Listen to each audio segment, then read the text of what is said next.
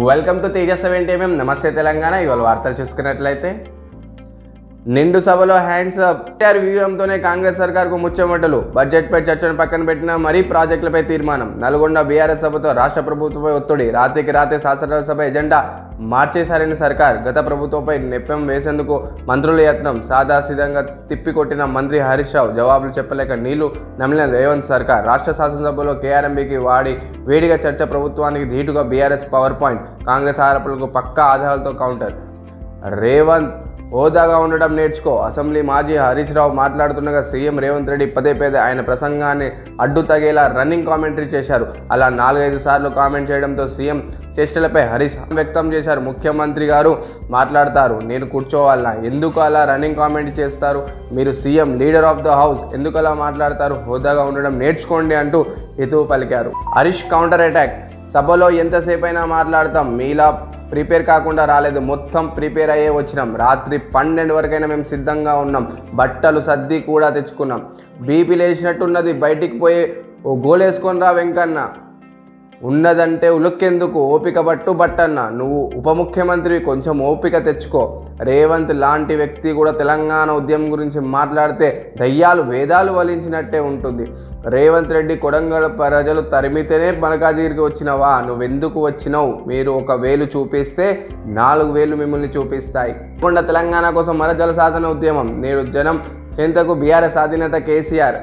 కృష్ణా జలాల న్యాయమైన హక్కులను కాపాడేందుకే బీఆర్ఎస్ అధినేతకి చంద్రశేఖరరావు మరోసారి సమరసింగం పూర్తి చేస్తున్నారు. కృష్ణానది ప్రాజెక్టుల కేఆర్ఎంబీకి అప్పగిస్తున్నారని నిరసిస్తూ బీఆర్ఎస్ పార్టీ తలపెట్టిన చలో నల్గొండ బహిరంగ సభకు స్వయంగా హాజరైన తన సందేశం వినిపిస్తున్నారు. మంగళవారం సాయంత్రం 4 గంటలకు నిర్వహిస్తున్న ఈ బహిరంగ సభకు దాదాపు 2 లక్షల మంది ప్రజలు తరలి వస్తున్నట్టు అంచనా. మరో ఆటో డ్రైవర్ ఆత్మహత్య. గిరాకీ లేక ఆటో కిస్తీలు కట్టలేక అవస్థలు ఆటోను గుంజుకపోయిన ఫైనాన్స్ సంస్థ 3 రోజుల క్రితమే ఉరేసుకొని ఆత్మహత్య. జగిత్యాల జిల్లా ఆలస్యంగా వెలుగులోకి. ఖతర్లో ఫలించిన భారత చర్చలు. మాజీ నేవీ అధికారులు విడుదల. గూఢచార్యం కేసులో విముక్తి. 8 మంది జైలు శిక్ష రద్దు. స్వదేశానికి చేరుకున్న 7గురు. రేపు ఖతర్ పర్యటనకు ప్రధాని. గతంలో ఖతర్లో మన భారత్ యొక్క 8 మంది గూఢచారాన్ని అరెస్ట్ చేయడం జరిగింది. ఈ క్రమంలో వాళ్ళకు చాలా రోజులు జైలు శిక్ష ఇవ్వడం జరిగింది. ఇప్పుడు మనకు ఆ 7 మంది గూఢచారులకు విముక్తి అనేది కల్పించింది ఖతర్ దేశం. సీఎం రేవంత్ రెడ్డి దిష్టిబొమ్మ దహనం. యాదాద్రి భువనగిరి జిల్లాకు కేసీఆర్ సర్కార్ మంజూరు చేసిన మెడికల్ కాలేజీని సీఎం రేవంత్ రెడ్డి కొడంగల్కు తరలించారని నిరసిస్తూ సోమవారం బీఆర్ఎస్ నాయకులు భువనగిరిలో రాస్తారోకో. అనంతరం సీఎం దిష్టిబొమ్మ దహనం. వైద్యం చేయాలన్నా, ఎలుకలు పట్టాలన్నా పరిశుద్ధ నిర్వహణ ఏజెన్సీ బాధ్యత. డ్యూటీలో లేని డాక్టర్ను ఎలా సస్పెండ్ చేస్తారు? కామారెడ్డి ఘటనలో ప్రభుత్వం తీరుపై భగ్గుమన్న డాక్టర్లు. రాష్ట్ర వ్యాప్తంగా నిరసన. ప్రభుత్వ తీరును ఖండించిన ఐఎంఏ. సామాన్యంగా చూసుకున్నట్లయితే నిన్న జరిగిన కామారెడ్డిలో ప్రభుత్వ ఆసుపత్రిలో ఒక ఐసీయూలో పేషెంట్ని ఎలుక కరవడం జరిగింది. ఈ క్రమంలో ఆ రోజు డాక్టర్ అక్కడ లేకపోయినా కూడా ప్రభుత్వం ఆ డాక్టర్ని సస్పెండ్ చేయడం జరిగింది. సామాన్యంగా కూడా క్లినిక్ డిపార్ట్మెంట్కి కాంట్రాక్ట్ ఇవ్వడం జరుగుతుంది. ఆ క్లీనింగ్ డిపార్ట్మెంట్ వల్ల జరిగిన ఈ ఎలుకలు అనేది ఆసుపత్రుల్లో రావడం జరుగుతుంది.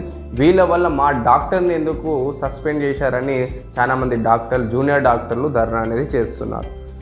మానవతో మరిచిన మనిషి. పెట్రోల్ అయిపోయిన ర్యాపిడో బైక్ దిగని కస్టమర్. బంక్ దాకా నెట్టుకుంటున్న తీసుకెళ్లిన బైక్ డ్రైవర్.